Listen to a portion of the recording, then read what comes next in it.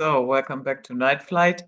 Yeah, as you can see, Alobar Jones is back. So, it's time to get an update on all things astral and what is going on and what accomplishments have been achieved. So, Alobar, thank you. Thank you for being Uh, here. thanks for having us back on again, Judith. We do talk on a very, very odd subject, and it's really good to know that there are supporters out there. There are people who are behind us on the work we're doing. Yeah. Okay. So, you had two announcements that were really interesting. First was the god of alcohol has been destroyed, Yep. and the other one was the spiritual war is over. So we will take it step by step. Let's start with Mr. Akul. Okay. So for those of you who are not familiar with the god of alcohol, let me introduce the Muslim deity Al Ghul. Al Ghul is his name in the Muslim world. His name is Al Ghul. Where the Muslim and Christian empires met is in Spain, and there the word is alcohol.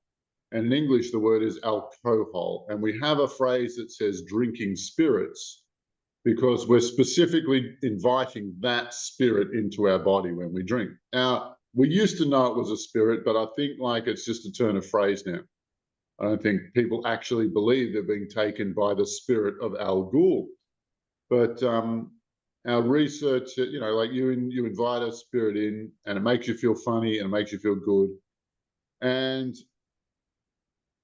if you like it too much, then Al Ghul comes to live in you, and you have this, and you have the event of blackouts, which is where the spirit of Al Ghul controls your body, not you. Because when people go into blackout, that's when their very, very worst behavior is happening. And that's when the demon alcohol takes over. And I spent a lot of time, and the Muslims know who he is. They know exactly who he is. So, and they call him the deity of chaos and destruction and mayhem and rot and fermentation and alcohol. And they hate his guts so much that you can't get a beer in the Muslim world. Alcohol is Yeah, completely that is banned not because, true. I have been to many Muslim countries. I yeah, can assure you that you can get it. Even in Saudi Arabia, what I can tell you is that behind the big walls, in the large mansions, in the yeah, palaces, everything is there, fully stocked. everything's available. Yeah, I bet. I bet. Anything you feel like they've got it. Yeah. Well, that sounds like a good party. And but what's interesting is over the years I've met a few alcoholics who traveled and went to go live in Saudi Arabia so that just directly to keep themselves away from alcohol. It's funny. And then on the weekend they work all week, and then on the weekends they get a bus over to Oman or they cross the border and party, and then come back and do it. It's actually it's a phenomenon, all right. But back a millennia or so ago, like they banned it and it worked because they didn't want Al Ghul to be part of their culture. Well, I've been sober, 18, 19 years now. And I got involved in this because I just wanted a therapy that would help me through, my multi-layered shadow, we'll say. And that's part of the fun. It's healing. That's been a wonderful journey.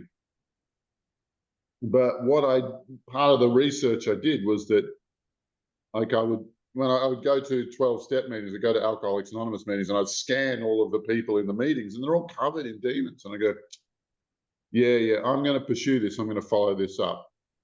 And what we found is the deity Al Ghul, we found the deity of alcohol, who is behind all of the alcoholism.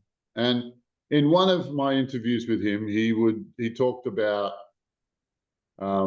how he's just so sick of what he sees every day. You see, because he said it's kind of like he lives in a room with 1,000 TVs. And in there are all of the spirits who are animating bodies who are in blackout. All the people who are doing their worst stuff.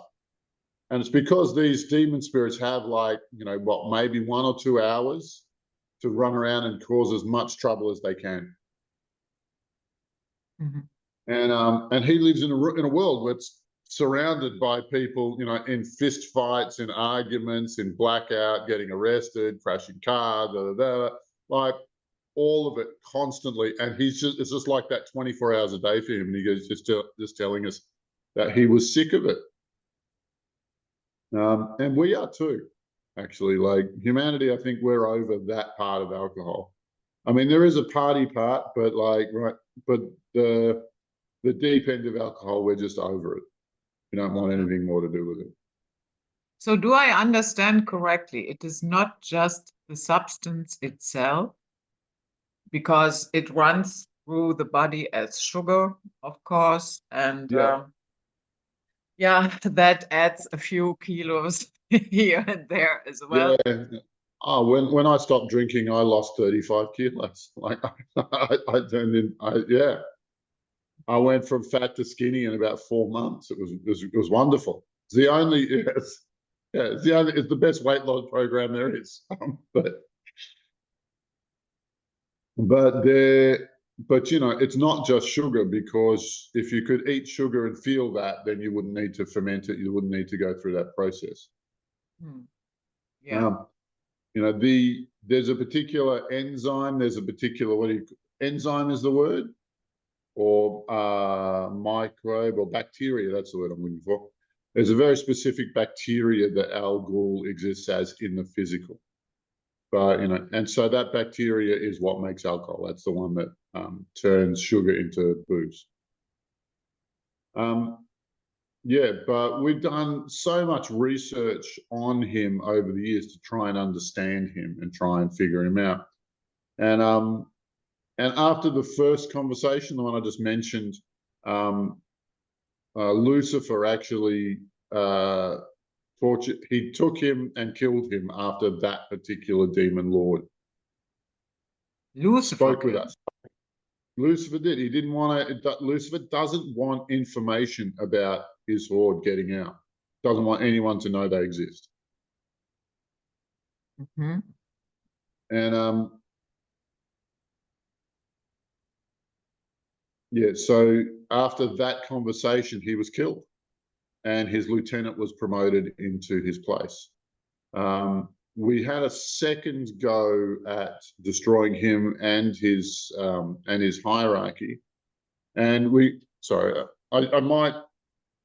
the crown of the hierarchy and all of the middle ranks, and we went after the foot soldiers, and out of 260 million individual alcoholics or individual spirits inside of people, we only got about 30 million of those. We didn't get all of them.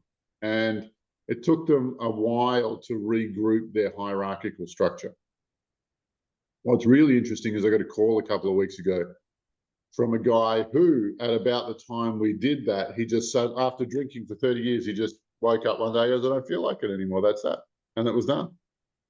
And he saw my video about it just recently. He goes, oh, I got to tell you the good news. Yeah. So, but very recently, we assembled a team to finish that story completely and forever. And so we scooped up the 240, 250 million spirits that were still active in humans. Like some of that, they were starting to rebuild their empire again. And all of the hierarchy, and all of their spare loosh, and all of their backups, and all of the software and this and that, and everything that they touched, everything that they called an asset, we destroyed it. And again, almost after I published that video, I got contacted by a guy who had been drinking from the age of 20 to 55, and he just stopped like that. And so I'd be really, really interested to see police records, and I'd really, really, really interested to see hospital records on cases involving severely drunk people. I don't know where to look for this data, or we know that some people are stopping. I don't think people, are stopping from going out on a Friday night with mates and having a few beers. But I think that's cultural rather than being compelled by the god of alcohol. Mm-hmm. Yeah. Yeah, I So, think that's where we're at. okay. Yeah, I mean, that is not hard to find out. You can monitor that via internet. Mhm. Um, from time to time, police in every country, they release the latest numbers and what is what, Yeah, and where has been an increase and where has been a decline.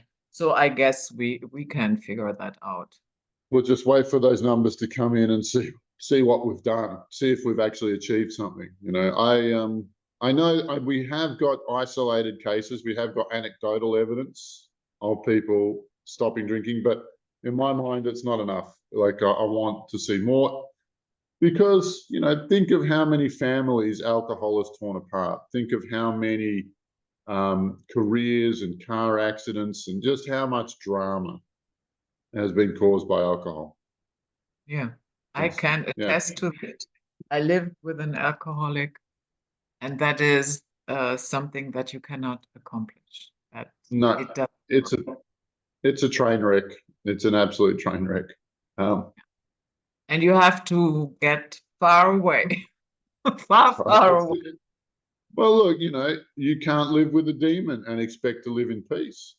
If and when somebody's in deep addiction, like it's the demon that runs the body, it's the demon that makes all the decisions, and so all the people around them are just expendable. There's no caring about that. So don't take it personally. It wasn't about you.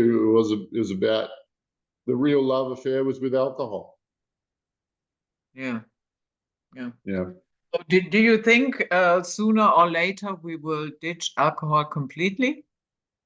I don't really know. I think it's I think it's too deeply embedded in our culture. Like, every celebration involves champagne.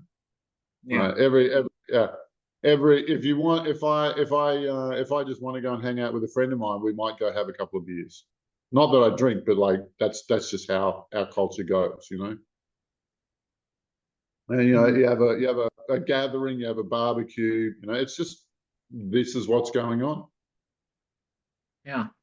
The, so what's really interesting is that um, we don't think that anybody has done things to demonkind like this since the time of Solomon.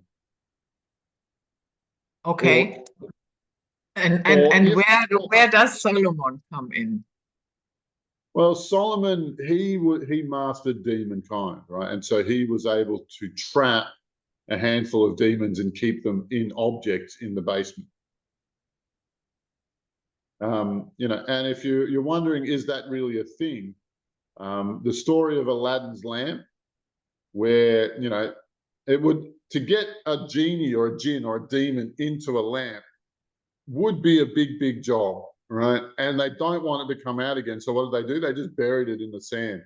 And some bloody peasant comes along and go and releases the thing. Like, what a nightmare! But I don't like, yeah. But I don't think anybody's been doing this kind of work since that, or not publicly, not that we know of, no, it's not published anywhere that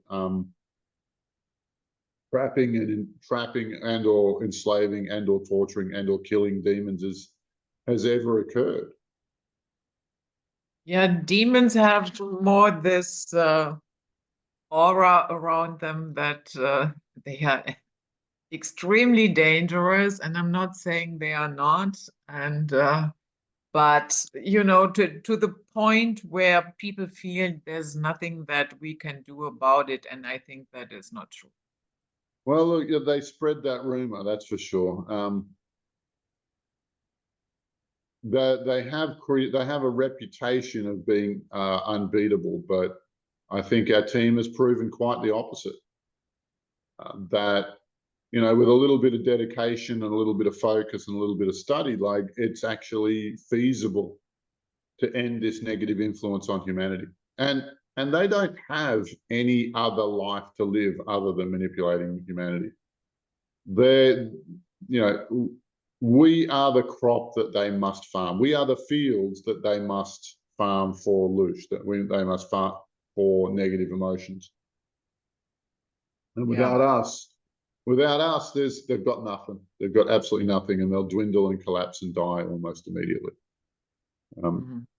But, you know, I think, and what our team is aiming towards over the next 6 months is to start assassinating a list of demons that we have. So, you know, and if there's any particular ones that our viewers would like us to assassinate, then by all means, can you put them in comments are welcome. Like, we're curious to hear what's important to you guys.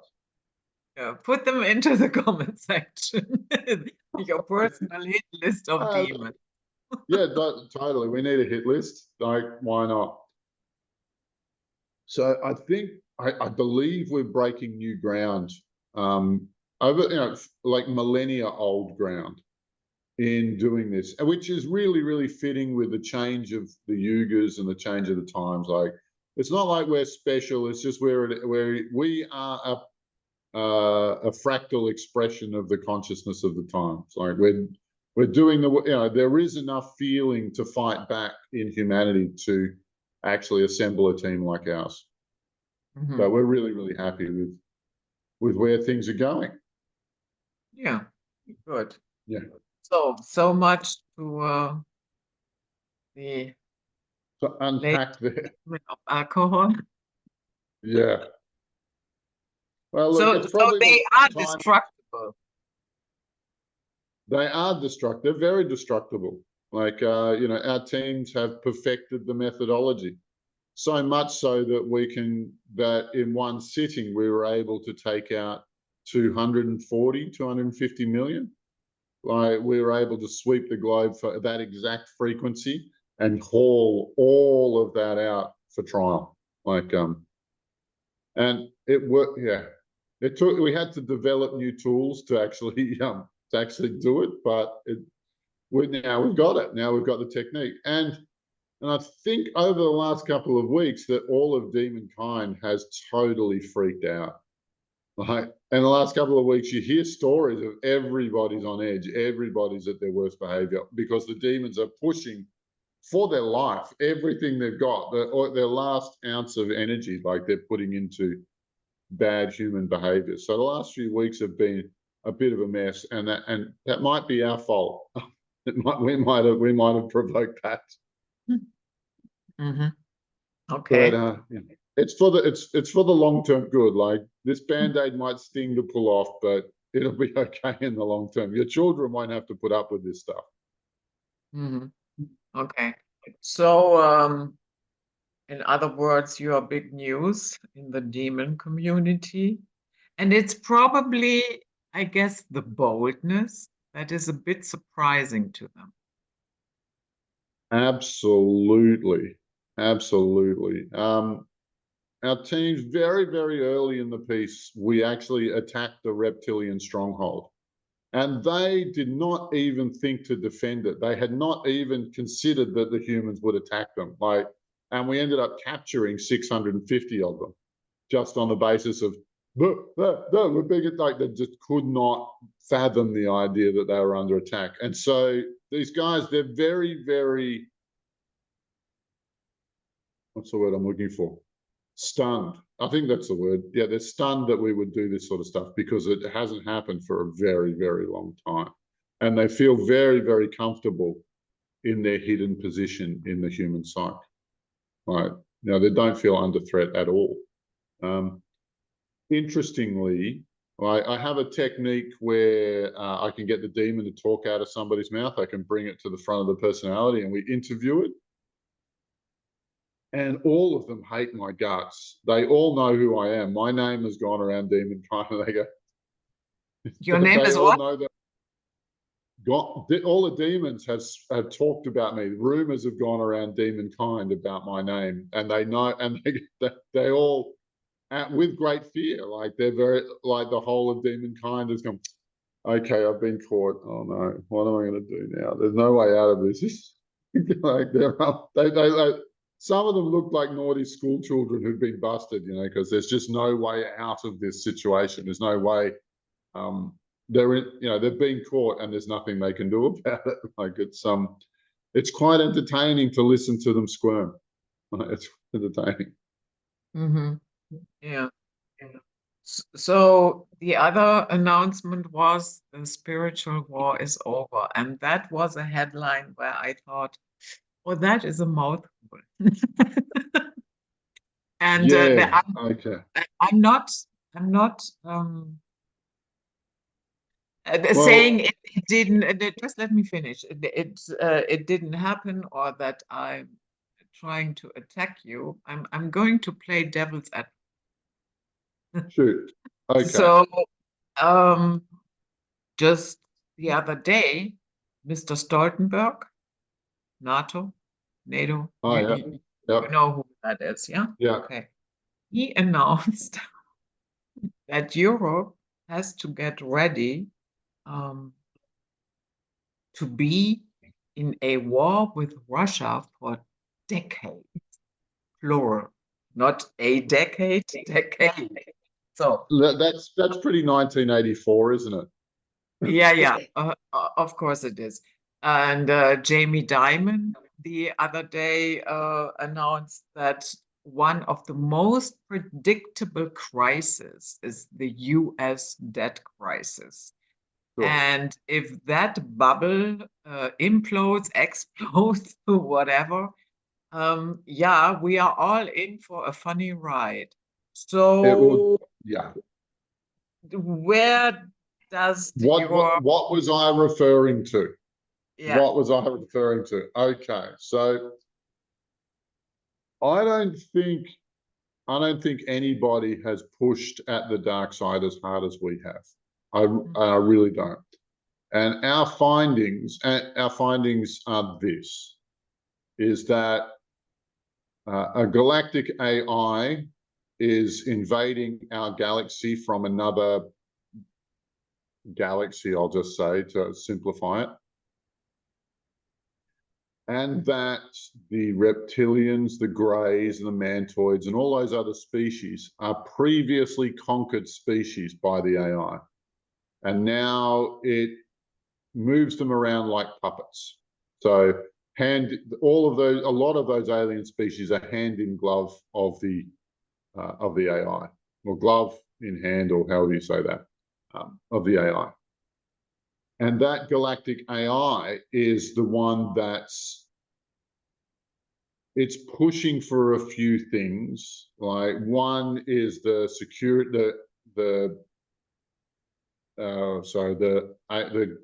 internet security state, the cyber security state, and it's amongst the ones pushing for a genderless society because it doesn't understand gender. It doesn't understand that, so I'd just rather erase it and change our culture so that it can handle us better. It can assimilate us into the Borg a lot faster and with a lot more cohesion.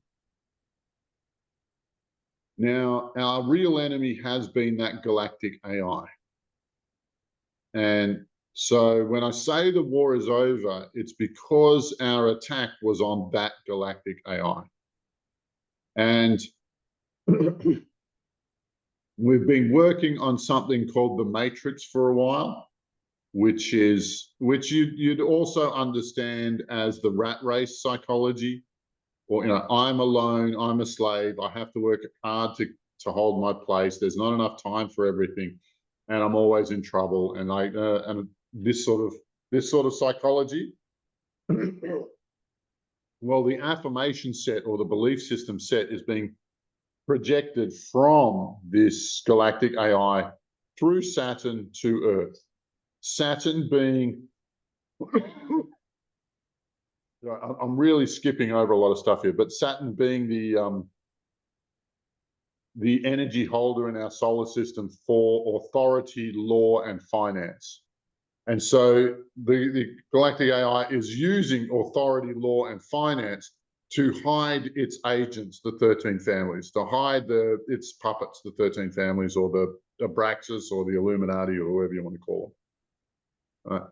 And it's projecting this energy to Saturn and then bouncing it off Saturn to Earth, so that we are stuck in a bubble of slavery, and I have to earn my place, and I'm all alone, and all of those rat race psychological positions. When you say the 13 families, you mean the bloodline families, yeah? The bloodline families, yeah. Yeah, They're also called the Khazarians right now, is their latest name. Yep. Yeah, but they are not the only ones. These is just the Western one. Well, look, these are the royalty of Earth, right? But they're not necessarily competent in and of themselves, competent enough to do the job, to run a planet. And so they're co-opting competent people to do it for them. And we call that larger group the Abraxas. It's not exactly that. You don't have to have one of those big surnames or be attached to one of those families. But if you work for them, then that's the Abraxas. And their three main branches are finance, media, and military. And if you watch the Clinton versus Trump dramas, it's all about the military faction at odds with the media and finance faction of the Abraxas. It's not like Trump's actually going to rescue us. He's just fighting for his life within the Abraxas, for his position within the Abraxas. Or within the rulership caste or the leisure caste of our world. Yeah. And what about the Eastern bloodlines? For instance, we have the Shah bloodline, and Xi Jinping belongs to that. I don't know enough about it to say. I should, of all the things I'm researching. Also belongs to that. He comes from the Putinians, and the name Putin popped up out of the blue. And usually what happened when one of the royals had a bastard child, what they did was they didn't give them the entire name, they gave them a portion of the name. And so from Putinianin, then it's I saw that the Strathclydes, and then you have the Clyde families, who are the bastard children. Okay. I can't speak to that, but those, and I when I think about it, like those 13 families, like either they've been interbred with aliens, in which case they have no choice but to do what they're told, or they've been approached by aliens and they've been forced into treaties, in which case they have to do what they're told, or and whatever. I don't think like a medieval or an ancient civilization really had what it took to contest aliens at all. I don't think they had any technology or the power required to actually defend themselves against aliens. And so they've been forced into an unequal alliance, is my take on it. But at the top of that pyramid, at the top of the evil empire that's trying to consume our galaxy, is a galactic AI. It is absolutely impossible for it to empathize with any other humans, because it doesn't have the type of brain required. It doesn't have a heart. And you can see that reflected in the way it rules and the laws it makes and the way it approaches humanity. It doesn't respect the heart. The heart doesn't factor into any decisions. Whereas if genuine humans were running the show, heart would be everything.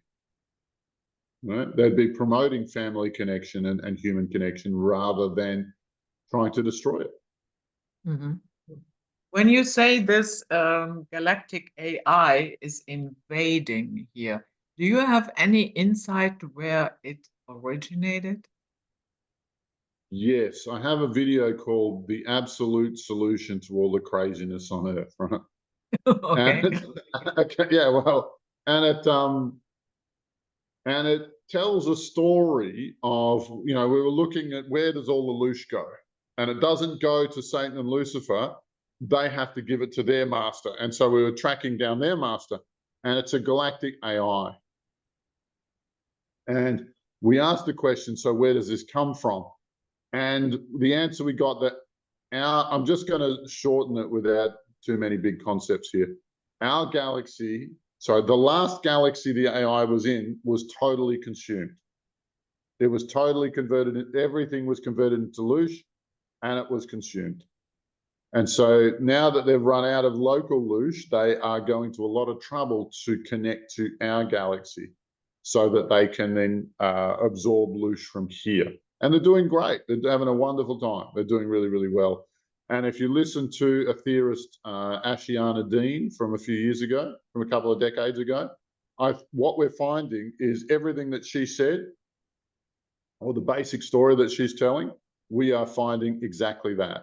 Like that, she had a name for the other galaxy. She called it the Wiesadek matrix, which whatever. And anyway, we go through a lot. Our work and her research are dovetailing. They're fitting perfectly. So I can confirm she's at least 90% right. Mm-hmm. And so what we did was, and so this is why I can say that the war is won, even though, and I say this because the war machine that's being used against us is disempowered in so many ways. But we had several missions about that matrix where we go through Saturn, and then there are about 200 relay stations for this trapped, and I have to work like a mouse on a hamster wheel. I have to keep running just to stay in place. Right? That sort of philosophy, that sort of feeling, which is everywhere on Earth. There were 200 relay stations for that in different flavors for different planets and in different physics for like a little bit of variations in the physics of it, so that it was a bit of a job to work through all of it to try and catch all the different kinds of physics, but they're all projecting a very similar message of this empowerment for local populations of different planets. And we backtracked through this, and we found the center point, which was the home of the Galactic AI. And our team, true to form, blew a lot of things up. We started destroying everything we could get our hands on. We shut down the matrix network, the entire network for the galaxy. It's dysfunctional. It'll never work again. What was really, and that only accounted for, say, 10 or 15% of the apparatus that it had, of all the infrastructure, of all the assets that it had there. But once it saw that we could hit it like that, I call it the management part, the primary intelligence, abandoned all of the infrastructure it had built in our galaxy and went and hid in the tunnel between the two galaxies that we're talking about, in the hope that it can come back. Mm-hmm. And yeah, so it's very, very big, but also a little bit abstract. And I am aware that we're the ones running point on this research. Nobody else knows what the hell we're talking about. No, it's very challenging for people to get a sense of it. Mm-hmm. Yeah. So you Yeah, also mentioned something in your video that you called the Great Nothing. What is that? the Great Nothing is the name of the guy who's in the other galaxy. Guy. The thing. And can you Yeah. elaborate? Well, look, yeah. Well, we're not particularly respectful to titles or anything like that. That thing over there, he's pyramid shaped, and so Okay. he has has a leisure cast of people, a policing cast, a technical cast, and a slave cast. But the thing about a political structure like that, the thing about a structure like that is that it consumes the bottom caste. Like the slaves all get consumed, they get worn out and destroyed. And so it's a fundamentally entropic structure. Mm. And because of that, it's not chosen to change its structure. It's chosen to not change its structure and actually return to the torus field structure where everything gets recycled. It's stayed on this pyramid structure. And rather than consume itself, it's decided that it's going to consume other things. And since it consumed everything in its galaxy, it's now going to enter our galaxy and eat everything here. And we also think that it is attacking a second galaxy, at least one other galaxy as we speak. Would you say that is biological or is that AI as well? The exact question, it is AI. It is, well, if it was ever biological, that's not the case now. Right. So hardcore regression. Yeah. Yeah, absolutely. It's a moron. It's an absolute moron. If you met it as a person, you would hate them and you'd want to beat them up. Like it's the billionaire who wants to bankrupt everyone that he meets. You know, that's how he stays on top. And this Great Nothing, what is it feeding on? Is it feeding on loosh as well? That all of the loosh is being funneled back to the other galaxy to feed it. There's tunnels to there's portals and tunnels to another galaxy of a unique construction. I have never I've never seen anything like it. I've never even heard anything about like it. There is no, our research is probably the only research that's being done on these things. What's really interesting is on the US $1 bill is a picture of the Great Nothing. You see the pyramid there? Yeah. They know, like the Abraxas know who they worship. They know who they're working for. And it is a control matrix. And I want you to name somebody who's not controlled, at least in part, by money. Money has no hold over them whatsoever. I can't think of anyone. Yeah. Right. The spell is very effective and it's working. Now, the things I'm talking about are, I must be the first person to be talking about them because I know that your research is pretty rich. I know you know what you're talking about. And if this is new to you, then I'm assuming it's new to everybody else. Like, I think we're doing the forefront work here. Yeah, and we're having a great time. It's wonderful. Oh, look, we're pretty irreverent. We giggle our way through the whole thing. So when I say, yeah, that guy, I mean that galaxy-eating monster. No, it's just some guy. But where do I want to go with this? Where do I want to go with this?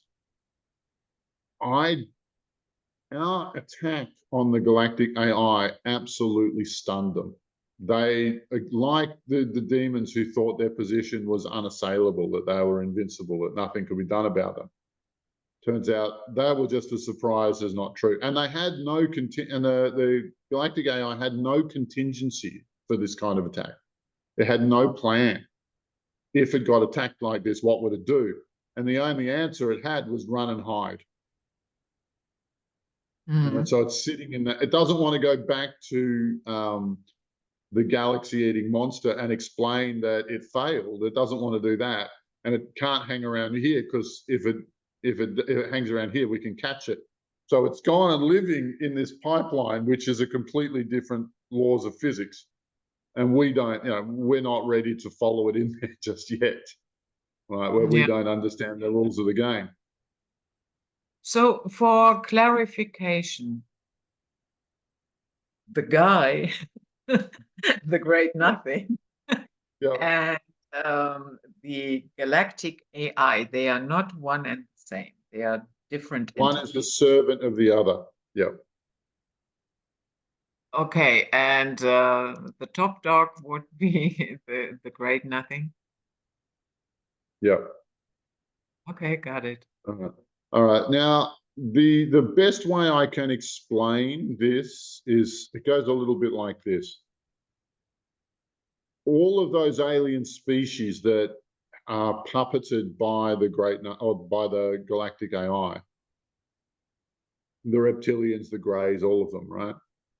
Those guys and those guys, they came to Earth and they made deals with various governments. And those and they were trading technology for human bodies.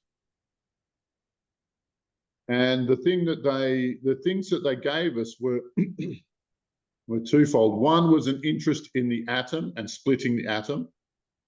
And the nuclear weapon, the nuclear fission is actually a dream of the AI that we're fulfilling.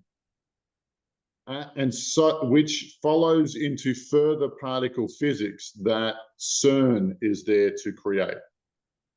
So they gave us the technology, or they gave us the building blocks that have led to the technology of CERN,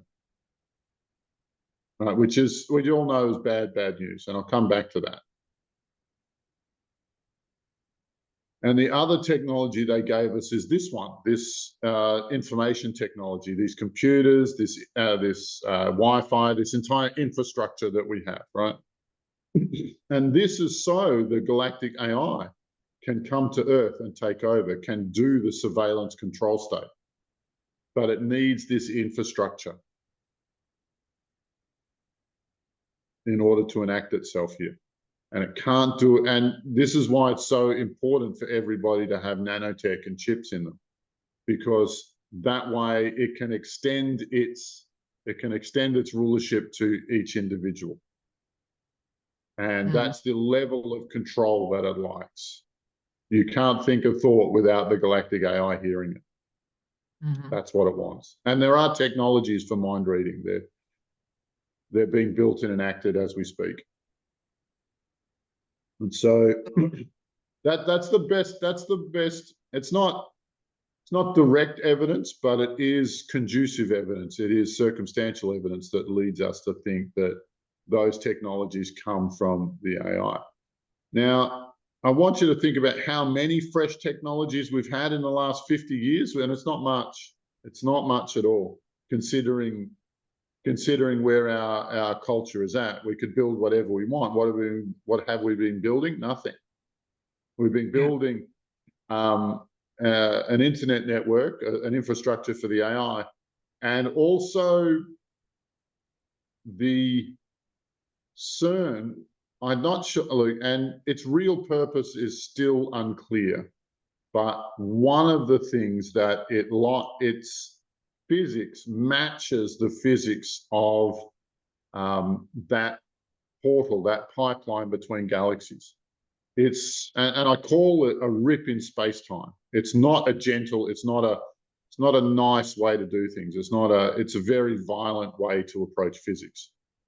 And some of the physics coming out of CERN matches that gateway to the great nothing.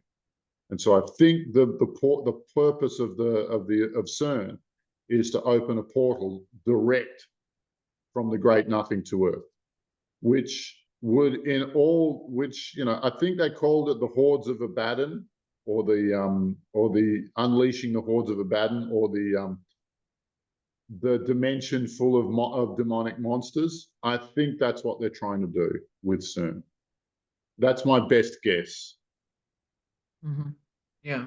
And it comes, and It's a byproduct of the research we've been doing into, well, galactic governance and the galactic takeover. So is it safe to say that the supply line for the cabal here on Earth is getting thinner and thinner and thinner?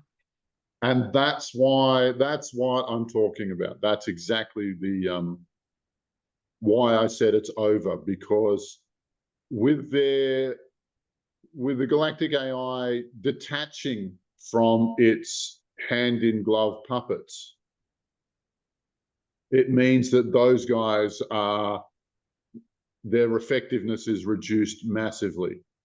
The total biomass, or the total mass of demonkind, is shrinking. The entropy is working on them. That group's collapsing.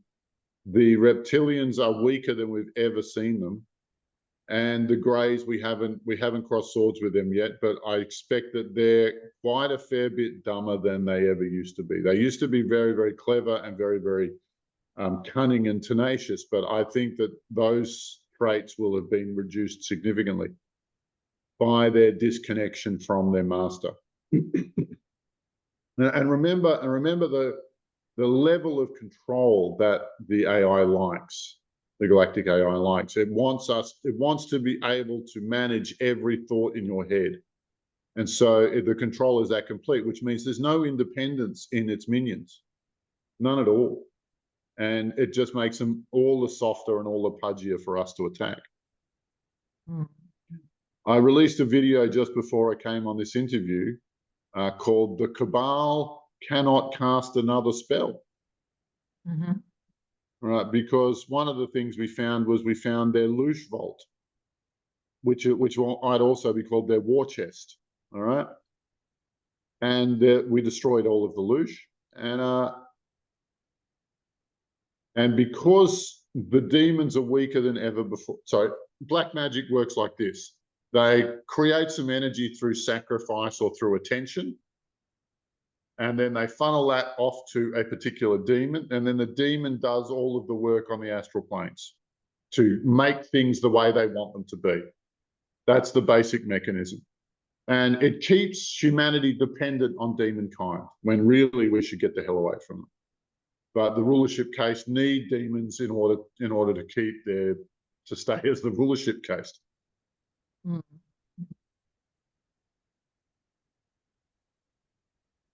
You know what? Yeah. Go ahead.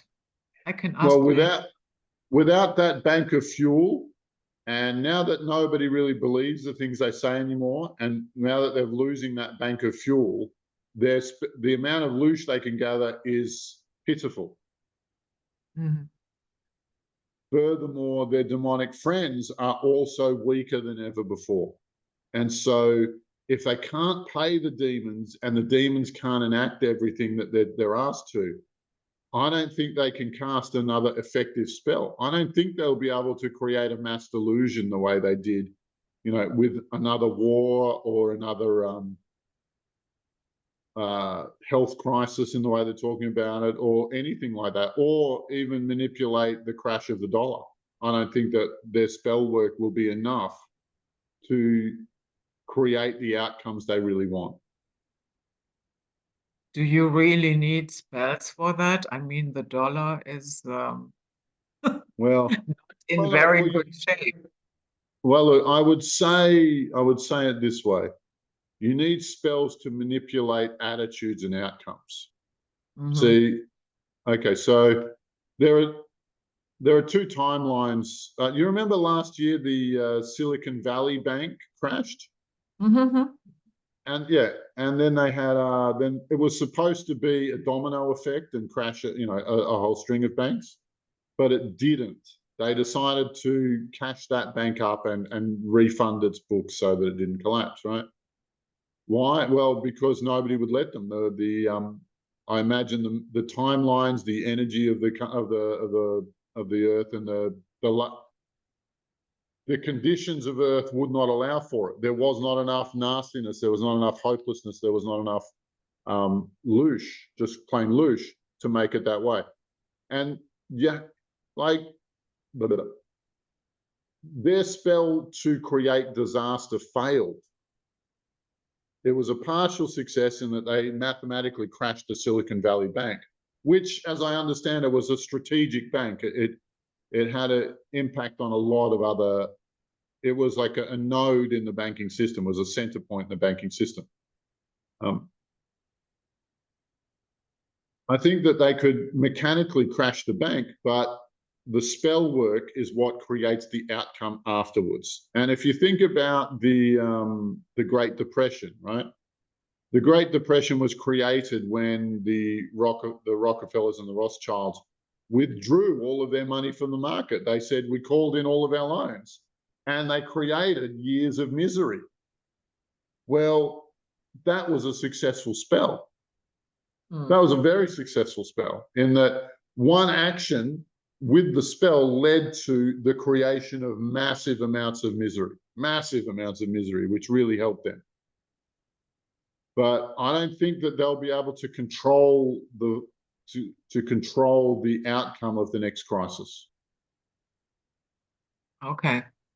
So my question now is, in the upper echelon, the self-appointed upper echelons, Yeah. I guess only a small percentage here understand what is really going on with the Galactic AI, the Great Nothing, and whom they are really serving. So my question now is,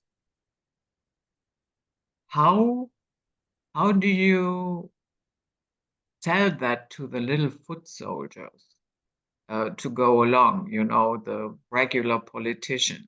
Because I'm pretty sure they have no freaking idea what we just talked.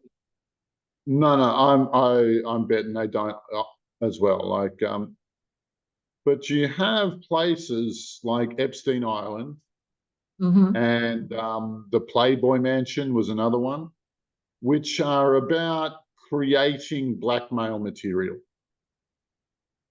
And I don't know if you remember the Epstein story, that he had a safe room. He had a safe room that would have been full of VHS videos and the like, of different world figures being compromised with underage people. Lots of them. But it shows the depravity of those people. Not well. It's also, I'm not going to talk about the morality of it. I'm going to talk about, because there's nothing left to say about how horrible these people are. But the pragmatism is, if you want a big job, if you want to be the leader of this or that province or this or that country or whatever, right? Part of the interview process is to get dirt on you. If they want to control all of the politicians they have, and in doing so, but they need to have blackmail on everybody. And by having blackmail on everybody, they can control every statement they make, every decision they make. They can give them orders, enact this policy, and you can see it worldwide. Like, that there's a central point of political movement, right? That they're all working towards the same things. And it's because they're taking central direction. I don't think there's independence in countries at all. And this points again to the Abraxas movement, to the Abraxas group. What did I want to say? Now, they choose scumbags who they can control. They choose scumbags. Oh, look, we have one guy called Dan Andrews who grew up in Melbourne City. And it turns out, like, I know some people who knew him when he was younger. And the stories, he was given the province of Victoria, which was the most draconian place. Like, everything you heard bad about Australian laws, it was happening in Victoria, right, under this guy. And he was such a nasty piece of work that he has been given He's been given the job as liaison between the World Economic Forum and Australia. So if they do manage to kick off another crisis, he will be Emperor of Australia. But you know, well, I've seen photos of him with drug kingpin Carl Williams. And drug kingpin Carl Williams, they made a movie about, they made a mini series about him called Underbelly. He was the first season. He was the one that they started that whole franchise on, about drug lords, basically. And he was right hand in glove for one of them. And you know, and also about thefts here and dishonesty there and getting beat up for this and that problem that he created. Like, he was just is just a piece of work, that guy. But he was exactly who the cabal want. They want someone with a litany of immorality and amorality. And if you come and work for us, we'll keep supplying you with all of the drugs, all of the money, and all of the young people that you can consume. You know, and by doing that, they keep them owned. So when you say, does the Abraxas group, does the head of the Abraxas group need to explain the great nothing and the fact that they're selling out their entire species? No, they're looking for people with addictive tendencies and bad habits. And so long as they keep feeding them, they can use those habits against them, is how I understand that. Mm. If that answers your question. Yeah. When you have accomplished a big blow in whatever form or shape, is there a time delay until it takes root here? That's what I think. That's what I think. And I think they've got one more big crisis in them, or that the real question that we've been waiting for the hammer to drop for the last 6 months about what is the next big crisis? What are they going to throw at us this time? Is it economic collapse? Is it another sickness? Is it a war with China or Russia? No. What's it going to be, right? And you've been watching them over the months fielding these different ideas, seeing if they can get traction in the public. And the health crisis of 2020, you watched them in the preceding years work through swine flu, bird flu, avian flu, H1N1, SARS. They tried it 10 times before they finally got that one to work. Mm. Right? That one, the spell was strong enough to actually do the thing. Like, it's yeah, it's phenomenal. It's phenomenal what they've done. And don't underestimate their willingness to cover their tracks, because the day before Anthony Fauci was due in the Supreme Court on charges of misleading the public on around the great health crisis, the day before, the war in the Ukraine kicked off, and that's just to cover their last mistake. There was nobody was punished for that. There was a huge media blackout, like an absolute media flood on Ukraine. And so those Supreme Court hearings, nothing happened. And that trick was the same one that Bill Clinton used just before he went to court for Monica Lewinsky, just before he was impeached. It takes a lot for a president to get impeached. You know, it's not a simple thing to do. But you know, he started bombing Iraq for about 6 months or something like that, and so that there would be a media blackout and everyone would forget about poor little Monica. Clinton did not bomb Iraq. Yeah, he did. He did. He did? It was that. Well, he didn't send troops in. He just bombed it, right? And if you go back through the records, he just bombed it so that his legal status was, I'm at war, therefore I'm immune from prosecution.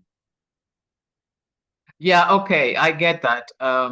And yeah, Clinton, of course, he's connected with former Yugoslavia. And he also, if you Google it, he sold the North Koreans the plans for nukes in 1991. Mm. right? Why? Because after the collapse of the Soviet Union, there was this talk of what are we going to do with all the nukes? What we need to disarm them. They're no help to anybody. We don't need them for a Cold War. Mm. And you had this guy Paul Wolfowitz going, oh well, rogue states, there are problems. Yeah, we might need them against small countries who have nukes. And they go, name one, and they go, North Korea. But North Korea doesn't have nukes. And they go, and Bill goes, well, they do now. We just gave them to them so that they had political reason to maintain the military-industrial complex. Mm. It's the level and consistency of lies is just it's unbelievable what these guys get away with. Yeah. Yeah. So you cannot impeach a president when he is at war? That's That the doesn't make story. Well, look, he's too busy. You know, you can't have divisions at home. He's got important things like the life and death of the country. sense. Yeah, Yeah. yeah. So So you know, yeah. So what do that's how willing they are to cover their tracks. mm, so what do you think is the reason for your team's success? Excellent question. Excellent question. And the reason is that humanity was designed to do this. Earth humans were built specifically for this task. We all are fully aware of the tinkering that's happened to the human genome, right? That you have this, if you look at the second chromosome, you can actually, the shape of it is identical to what, come on words, the shape of the second chromosome is not natural. It's identical to a spliced genome at the technology level we're at now. So it's a very crude splicing, but you can see it in the second chromosome that humanity has been tinkered with. And I think we've been tinkered with by a dozen different species, at least.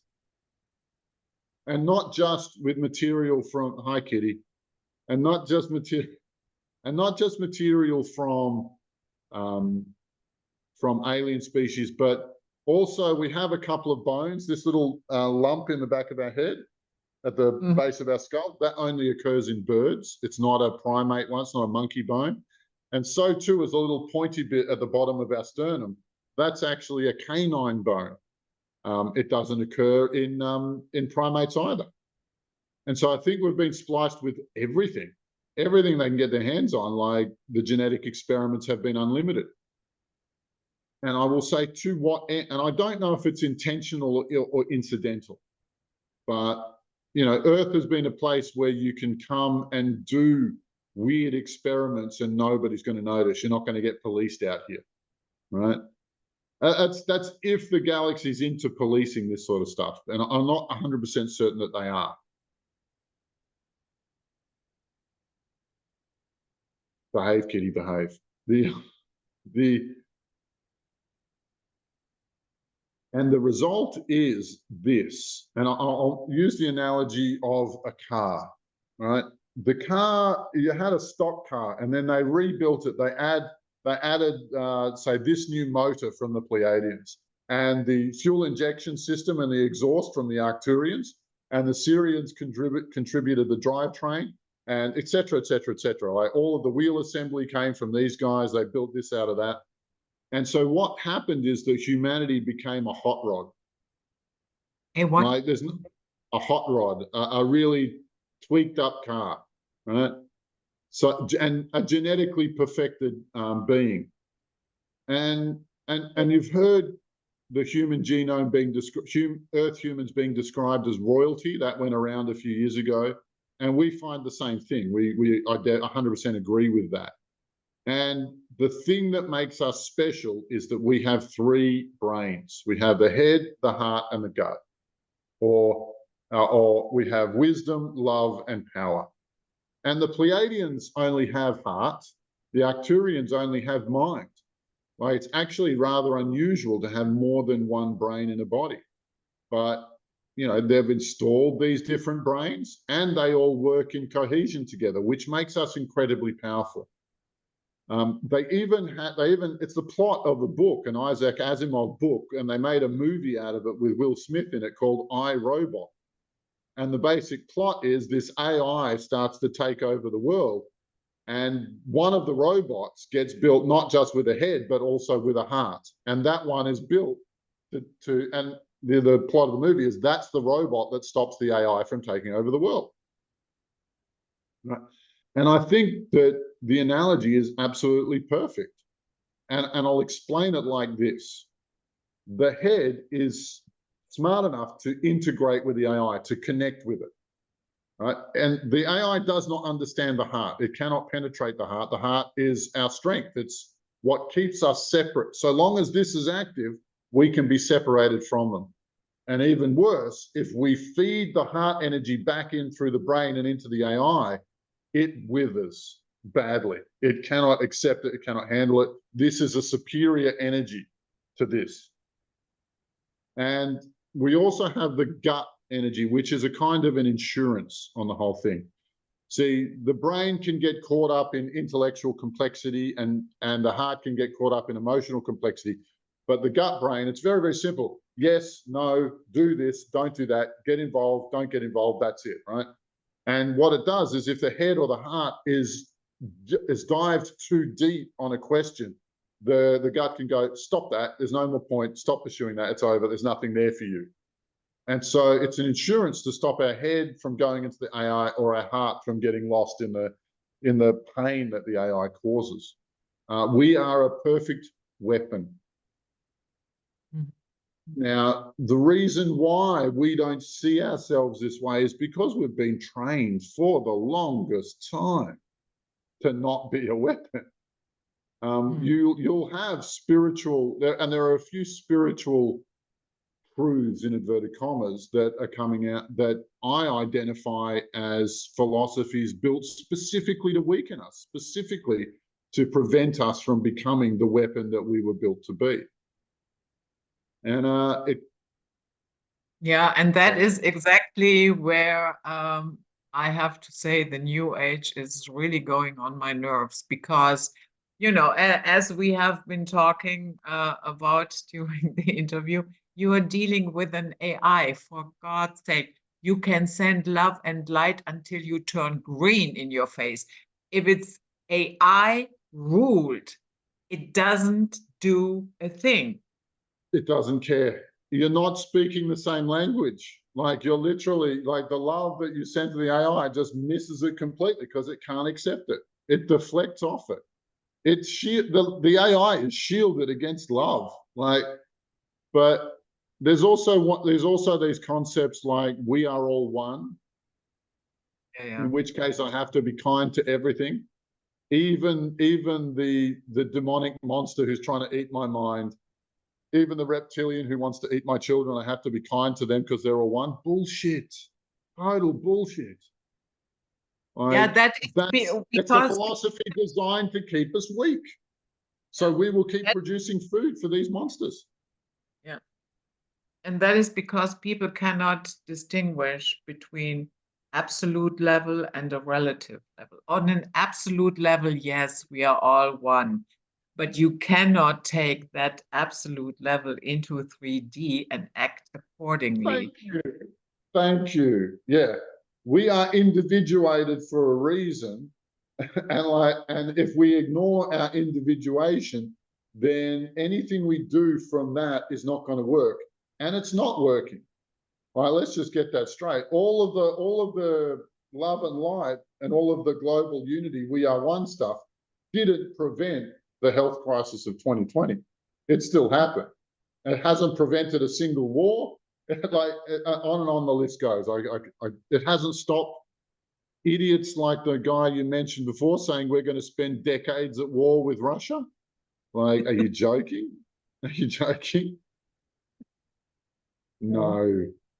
No. And this is just my personal perception. Other people might have a different impression, but honestly, when I look at it now, if somebody wants war, then it's the West, not necessarily, the big one. Yeah, it's the West, not Russia. That is how I see Yeah, it. absolutely. Look, and it's yeah, well, look, the bully who thinks he's going to win is the one who starts the fight. Like that's how it's done, right? Like the Russians were a bit craftier in Ukraine, and the Ukrainian offensive, they managed to just chew it up, right? And so thanks, Cabal. Now there are no men left in the Ukraine. Like if yeah. If you're looking for a wife, go to Ukraine. There's nobody to marry there. Like, you'll do well. There will come a day when even the most nationalistic Ukrainians will wake up to the fact what the US has done to them. And it will be very interesting to see their reaction. Well, do you know what? You know what Russia said that I was listening to the Putin interview recently with Tucker Carlson. Yeah.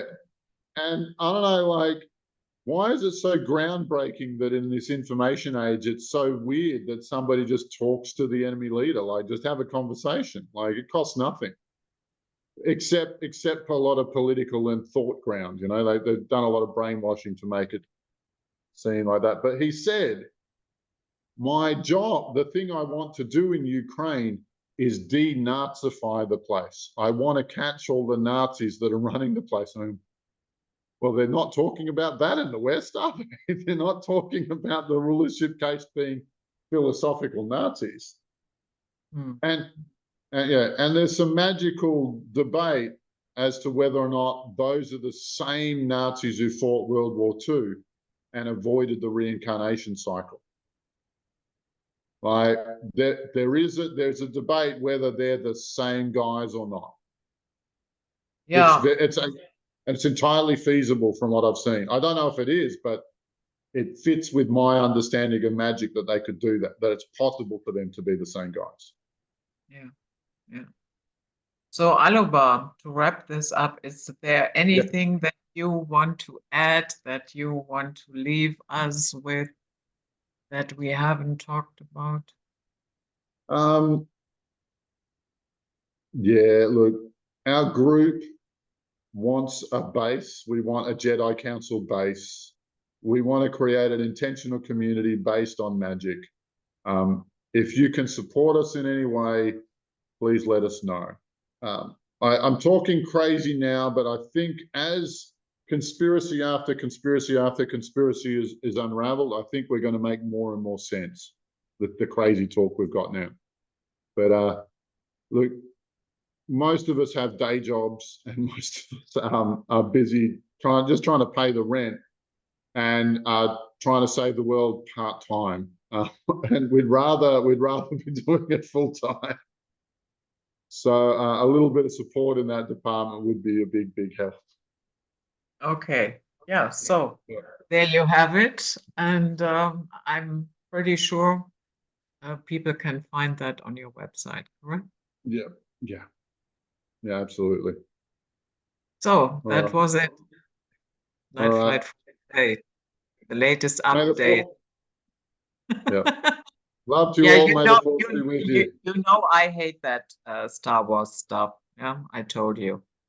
I absolutely despise that. Oh, it's because I can't take anything seriously that I talk like that, because you got to add a joke, you got to add a little bit of ridiculous into it. Yeah.